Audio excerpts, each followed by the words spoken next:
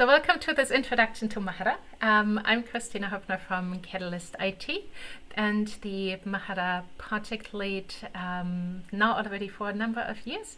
And I'm really happy to show you around a few things why people might be using portfolios. Catalyst IT, the company that I work for, is the maintainer of Mahara and has been the main development company and also the maintainer of the software since its inception in 2006, when the project was founded by a number of New Zealand universities.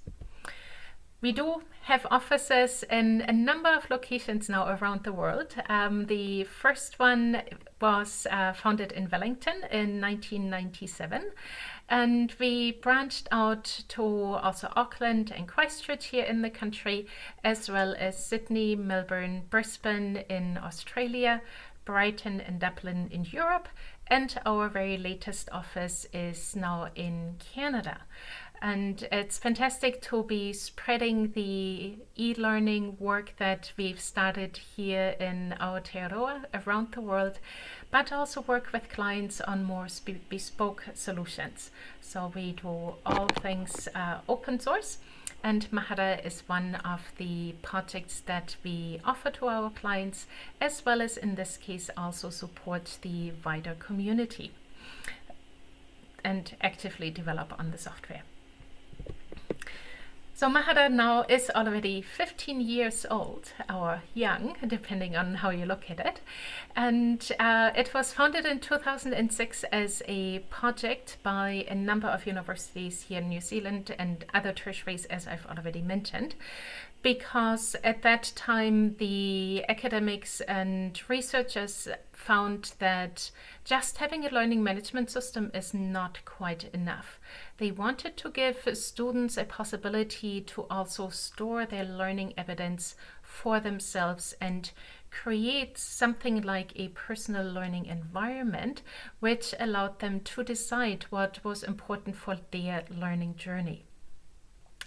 So that's when the development started, and since then we've gradually added features to it, changed things around, and now support organizations around the world, and many also host their own Mahara site themselves. So there are a number of support companies that can assist, but it is also fine if you just want to host it on your own server or even just install it on your computer if you want to develop on it. Now, what can you actually use portfolios for? There are lots of different types of portfolios and reasons why you would create a portfolio. So I'm going to mention a number of them, but that is definitely not an exhaustive list. So in the center of Mahara is our learner.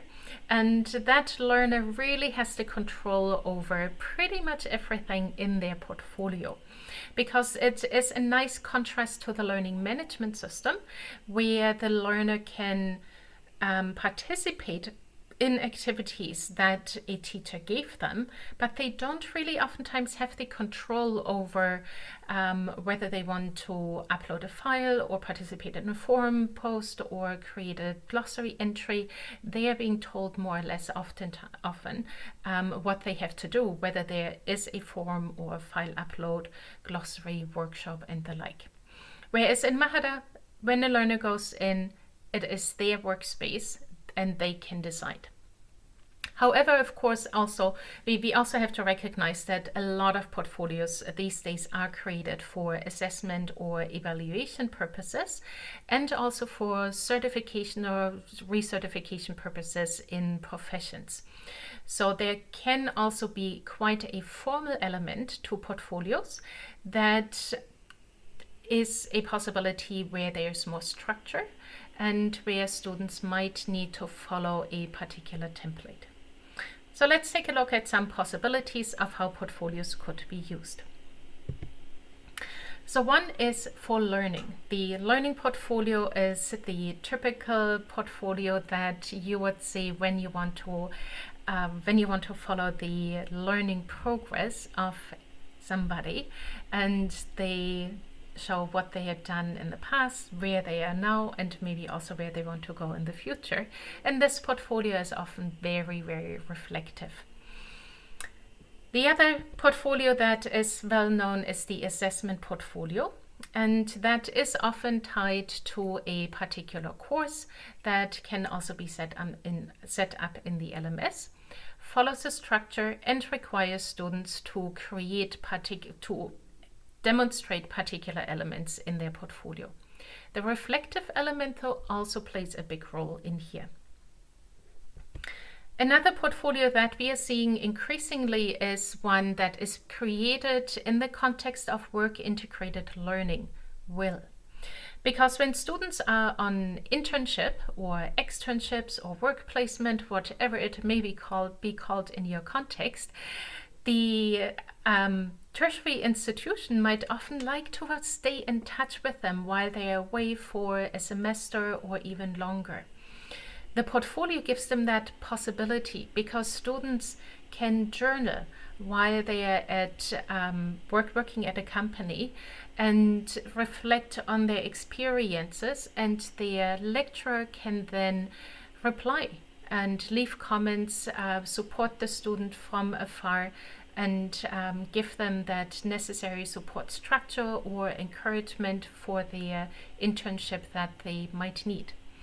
The other possibility, of course, that students also have, especially also for the work-integrated learning portfolio, is that they can share media artifacts like videos or photos that they have taken and put all of that into their portfolio that they can then make accessible to their instructor or also to their internship supervisor if they like.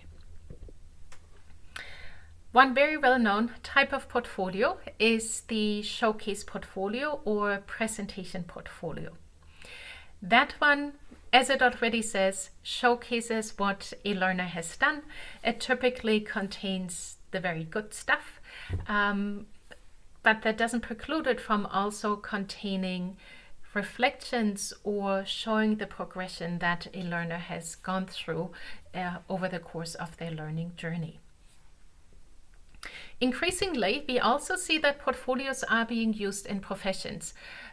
Teaching, of course, has already had a very long history of using portfolios, well established already as paper-based portfolios. They go back all the way to the 1970s, and nursing has also had a very long portfolio tradition since the early 80s. And now more and more organizations have moved to keeping an electronic record because, of course, a lot of the evidence that is being taken is not necessarily handwritten anymore, but is already available as a digital artifact, therefore making it easy to put it into a digital portfolio. The professional certification portfolios, in the way that I've encountered them over the last years, they are very structured. They are often based on a template so that busy professionals do not have to think about how to structure the portfolio, what needs to go in there, what instructions they need to follow, but all of that can be preset, made available to them so that they can go into their portfolio. You can also have it automatically populated into their account.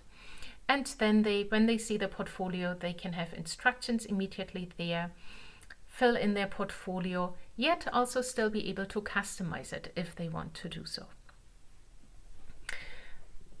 We could fiddle out those different types of portfolios even more in subtypes if we wanted to, but I think having these 5 available is already sufficient for our further thinking and introducing what you can do with portfolios or what you can do in Mahara with portfolios. Now, while there are these distinct types of portfolios, they rarely exist in their singular form, but there is always some sort of overlap because the learning portfolio, assessment portfolio, work integrated learning portfolio, showcase portfolio, and professional certification portfolio often do keep some sort of reflection and should have a reflection, because that is where we see the learning progression. Then also learning evidence that you have in a learning portfolio might even be repurposed in an assessment portfolio or in a showcase portfolio. Because the nice thing about a digital portfolio is you do not have to make physical copies. Once you have a file uploaded to the platform, you can use it in multiple portfolios. The same thing, of course, also goes for journal entry. Once you've written a journal entry, it can go into many different portfolios, and you display and because you display the content in context, it can take on a different meaning, or it can come from a different perspective and show some other part of your learning, or you might categorize things differently and therefore provide a different entry point for others to find out about you. And therefore, there is always a bit of overlap, and it is entirely up to your organization to see which portfolio type might be the predominant one. So some organizations really focus on one particular type, whereas other organizations, especially in the higher education, tertiary area, can have multiple portfolios and support different types. Mahara itself supports all of these types of portfolios because it is a really flexible portfolio platform that doesn't prescribe a certain path and only allows you to create one or the other sort of portfolio. But you can decide what portfolio you want to create and can have many, many different ones in your account. Now, before we go a little bit more into the theory, I would like to introduce a few examples to you and showcase them to you. If you like to view the live sites of these portfolios, you're very welcome to click into the shared notes in Big Blue Button, right above where the names are listed, where you can find the links to all of these examples. Let's start with a portfolio from Teresa McKinnon from Warwick University, now happily retired researcher and lecturer. Here is a portfolio that she created for her CMALT review. CMALT is the certified member of the Association of Learning Technologists, and they require a portfolio of all their professionals. It is on purpose that you can't read the entire text. I'll just call out some words and phrases in here that really showcase the language that can be used in portfolios, and that demonstrate that Teresa is not just giving us a summary of what she had done throughout her entire career, but where she specifically thinks about the audience of the portfolio and the purpose of the portfolio. So one important thing for her is that, or one important thing in the portfolios is that you're not giving everybody everything. And so not every single piece of evidence should go in a portfolio, because that can be overwhelming and a viewer might not really see what you actually want to tell them. So what Teresa says here in her text is a highlight of my professional career. So she uses one particular moment that was very crucial to her and talks about that in her portfolio, because that demonstrates most clearly what she wants to get across. Furthermore, she says, the point at which I realized. Again, she doesn't give us everything about her things, but the one important thing that made her think back, made her think forward, and that was pivotal for her career. She also revisited things. So she looked back at what she had done, reflected on her activities, reflected on her previous original CMALT certification, and learned from that, incorporating that into her current practice. But because learning is not happening in a vacuum, she also incorporates feedback and mentoring, because that was helpful to her to think back at what she had done in the past and see what she wants to keep and what she wants to take forward and maybe change. So all of these callouts that you can see here on the page are typical of good portfolio work, because they demonstrate that we make a selection, that there is reflection going on, and also that we are engaging with others.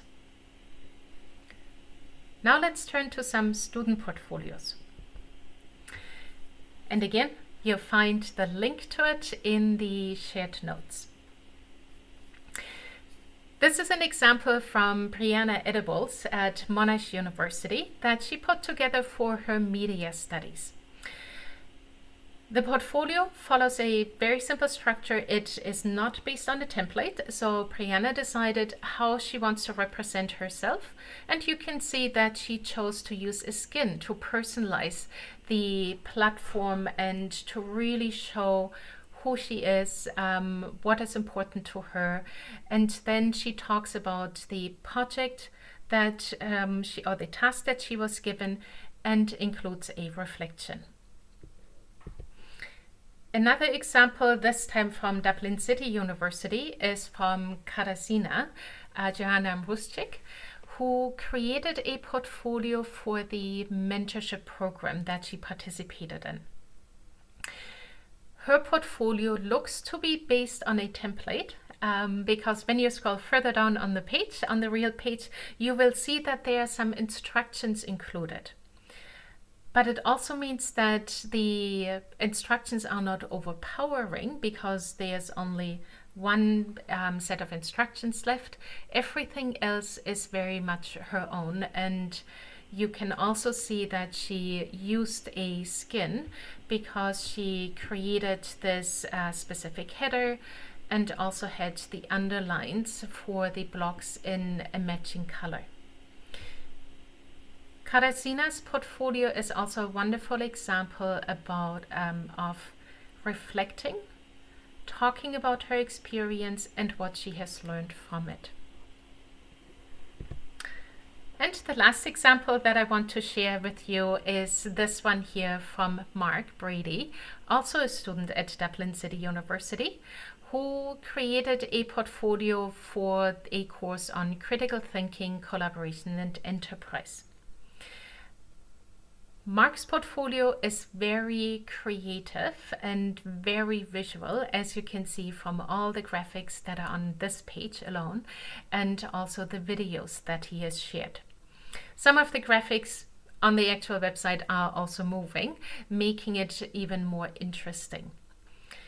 He also reflects very well in his portfolio and ties his learning experiences in, reflecting on them. One very cool thing about Mark's portfolio is that he doesn't seem to have that top page title, because all you see is his picture and then this huge text. So what he has cleverly done is created a skin in Mahara that chooses the color white as background for the page title, so that it blends in with the background of the page itself, therefore becomes invisible to people who can see and look at his portfolio, and then styles it more like a website. There are a number of other examples that you can explore, and you're very welcome to also go through these in more detail if you like. These are just a small selection of portfolios that hopefully give you a bit of an idea of what you can do with them. And hopefully what you have heard throughout the throughout me going through the portfolios is that they talk about learning experiences and also incorporate reflection. So what does that mean for us in portfolio practice? Well, in a way, I think it all comes down to the concept of folio thinking that Helen Chen at Stanford University pioneered, and here represented through a quote from Vicky Suter's blog. So folio thinking is a process of engaging in the collection, organization, reflection, and connection that leads to a person's ability to speak intelligently and concisely, i.e. tell stories, about one's learning experiences, what they mean and their value, and how the experiences relate one to each other. So the highlights that I made here in this definition should help us kind of pick out the more important and summarizing bits, namely that a portfolio is a collection, organization, reflection, and connection through which we are telling our stories. So essentially, we are always telling our learning story, our learning journey, make our learning journey visible. And by putting all these things together, we are connecting them. We are giving them context. We are not just having a stream of consciousness or like we see on social media these days, where one item often stands without being a connection to another. But in a portfolio, we aggregate things into one single space where we have a particular purpose in mind and a particular audience, so that we can say, I created this portfolio for this reason, and all the things in that portfolio relate to it. And you as viewer can see those relations, and I help you through that by either writing text or speaking and uploading an audio recording or maybe even a video recording. And so we are showing those relationships between those experiences, but also then engage with others. So in Mahara, I find that comes down to 5 activities for me that we can abbreviate as 5 C's, because thankfully, in English at least, they all start with the same letter, making it a bit easier to remember all of them.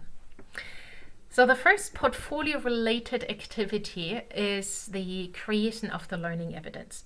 Of course, typically that kind of happens before you even get to the portfolio. But because Mahara is also an electronic platform where you can create content by just writing text or on a normal text blog or in a journal entry, that you can also create content on the platform. Typically, though, that happens outside of it, be that as multimedia file or text file that you want to upload, or a video that already sits on social media or on a server of your organization. Once we have created that learning evidence, comes the collection, so that we put all of those things into Mahara. And at this stage, we are really collecting things and playing hunter and gatherer, because right now we are not necessarily deciding which evidence goes onto which page or into a larger portfolio consisting of multiple pages, but we are just collecting things. Once you know, and collecting can happen through uploading content, writing content in Mahara, writing reflections, already creating a page that might have a link to an embedded video. And now comes the important activity that distinguishes a portfolio from, say, a pure website. And that is the curation of that evidence, the curation of the learning that you want to make visible. That is the reflection. Because only through the curation can we make those connections between our learning and what we can see in the learning evidence, as well as between those different artifacts and the different activities and learning experiences that we want to make visible. Then we have the possibility to converse with others, inviting them to look at the portfolio, make comments, either directly in the platform, or also invite them to face-to-face conversations. Only because we are using a digital platform does not mean that we can't have these face-to-face meetings, talk about the portfolio, or have a webinar in which we discuss what has been seen in a portfolio. Talking to some apprenticeship leaders or also to nursing educators, we found that they often encourage those personal conversations before actually a comment is left on the portfolio, in order to really make sure that the comment is then also understood and to get a better understanding also from somebody if maybe the evidence or reflection might not quite make it so clear. And in Mahara, the conversations can be had on the page level, or they can also be had on individual artifacts, therefore making the comment very specific. And when you put a file, for example, that has comments into another portfolio, those comments stay with that file, therefore becoming a permanent record of the portfolio. Lastly, we can also connect with others.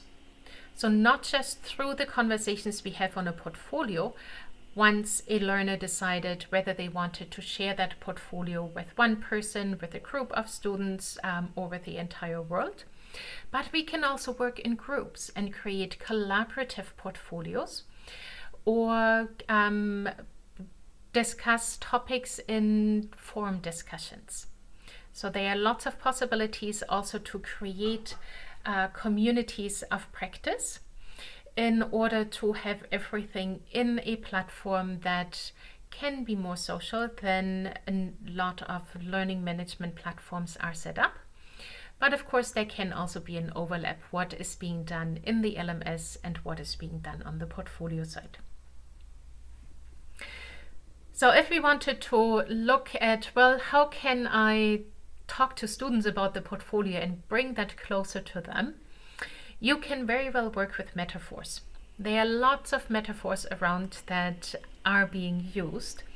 Amongst them, for example, the fridge metaphor, how you organize your fridge when you chuck things out, when you put new things in. Wardrobes have been used, the gardens, and one popular metaphor is the one for the portfolio as a museum or as an art gallery, as Mandy Mentis at Massey University would introduce it, from whom we got that idea to create this visualization. So let's briefly go through that. So if you're looking back at the 5C activities, create, collect, curate, connect, and curate, converse, and connect. Of course, in a museum or art gallery, you don't really create a lot of artifacts, so they come before. So we'll start with the collection. And that is happening in our case here in the basement, where museum personnel categorize the artifacts that they get, organize them, move them together where they belong, in order to just stay organized. So once they have an exhibition coming up, that they can find things. And in Mahara, you can use folders for organization of files, you can set up multiple journals, and very importantly, you can use tags on all of them, and then find all your content that you have tagged with a specific tag. So like a keyword search in a library catalog or also in a museum. So once the curator is then ready to start the exhibit, they would go into that archive and dig up the artifacts that they want to bring up. But that doesn't mean that everything that the museum has will be showing up in the exhibit. There might only be 30, 40 artifacts, but the museum might altogether hold 100 or 200 of them. So they select, they curate the content they have, then put it into the exhibition hall or multiple halls. And so that we as visitors can make sense of why these particular artifacts are either hanging on the wall, or why those sculptures are there, or any other displays. They curate them, provide us with information for each artifact, but also often have a summary and an explanation of why that exhibition came together. And that is what we can also do in the portfolio. So we have all of that content, all of that learning evidence, then we know what the purpose is for a particular portfolio we are building. And from that lens, then we curate the content, pull it out, put it onto the page, and also make sure that there are reflections there and connecting elements so that a viewer knows what they are getting into. Now, sometimes in a museum, you might have part of a particular exhibition closed off, or an entire wing closed off, because there's a special exhibition. In the portfolio world, we can also decide what is publicly freely available and what is closed off and only accessible to a particular group of people or to a particular person. Then once viewers come in, they can go through the portfolio on their own, they can wander through, or they can also have conversations either with you as the author of the portfolio or with others that also have access. So they can leave comments and can also make audio comments or even upload videos if they liked. So if you think your learners learn better if they have a metaphor available, think about what metaphor might work best in your case. So if you have building apprentices or technology apprentices, what metaphor would work for them so that they have this aha moment and instantly realize what a portfolio is to them, how it can help them, and how they can also set it up.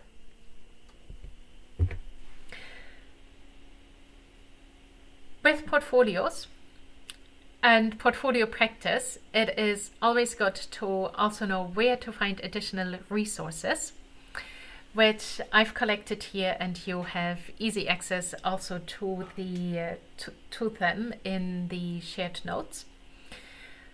And there are of course tons of books been written for the last decades that we've had portfolios in general, but also the electronic portfolios. But here I'd like to highlight a few resources that are freely available and therefore accessible to everybody in your community. So one of them is the Designing Effective ePortfolio Activities by my colleague Sam Taylor in the UK. That is a really nice short primer on creating activities for portfolios with a few examples in there that gives you practical advice and suggestions of what you can do and how you can get started. Then earlier I mentioned that portfolios are increasingly used for assessment purposes. And Lisa Donaldson from then Dublin City University did a wonderful job compiling 2 electronic ebooks. The first one, ePortfolio-Based Assessment, Inspiring Exploration and Supporting Evaluation for Practitioners, is an ebook where lots and lots of organizations have contributed case studies that are put together, very well written, and don't really look at, or they go across also platforms. In those publications, it's often really the focus on the pedagogical element. The second resource only came out a few months ago and is an example examples of best practice with ePortfolio-based assessment at Dublin City University. Those portfolios often use Mahara Spaces because that is DCU's platform of choice. And again, very nice examples compiled that can inspire you on what you might want to try out, and also gives you the possibility to contact the authors of those case studies if you want to connect with them and find out more. Now, since mid-2019, ABLE, the Association of Authentic, Experiential and Evidence-Based Learning in the United States, that focuses very much its work on e-portfolios, has had a task force on digital ethics in e-portfolios, and there we've created digital ethics principles in order to provide guidance to portfolio practitioners and also researchers on how to incorporate digital ethics principles in their practice in a positive way. I've been a member of the task force since 2019, and we've created so far 13 principles. Currently, we are revising a few and combining them because, of course, now after almost 2.5 years or 2 years that we've written them, we do see a bit of overlap and therefore want to clarify things.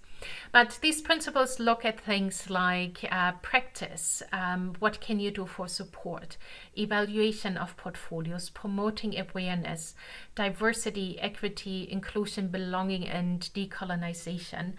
Very important topics that are coming up more and more in any conversation that we are having, besides kind of more classical digital ethics topics like respect author rights and reuse permissions, privacy concerns, accessibility, cross-platform compatibility, content storage, and data usage. So we have very technical and practical principles that look at more tools and what you can do and what authors can do to also go into more pedagogical and principles that look at how to incorporate digital ethics in a classroom.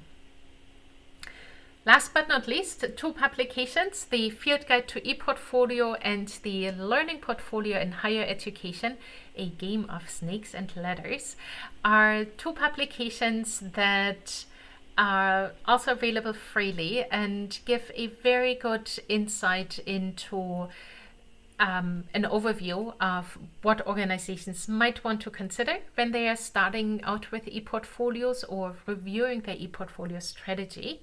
For that, the Field Guide provides essentially executive summaries on 12 different topics with a lot of resources for each.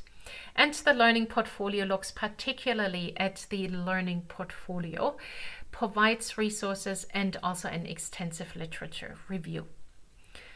So lots of possibilities to get started, looking into some practical examples and also getting more theoretical ideas and suggestions of what you might want to consider when looking at your portfolio strategy at your organization. Now, if you already have a Mahara instance and you're planning on upgrading that sometime very soon over the Northern Hemispheric summer, I can suggest to come along to tomorrow's webinar on the new features, highlighted features in Mahara 2204 and see what is new there, or you can of course also watch the short 7-minute feature video for it. If you have any other questions, happy to chat now, or you can also send me an email.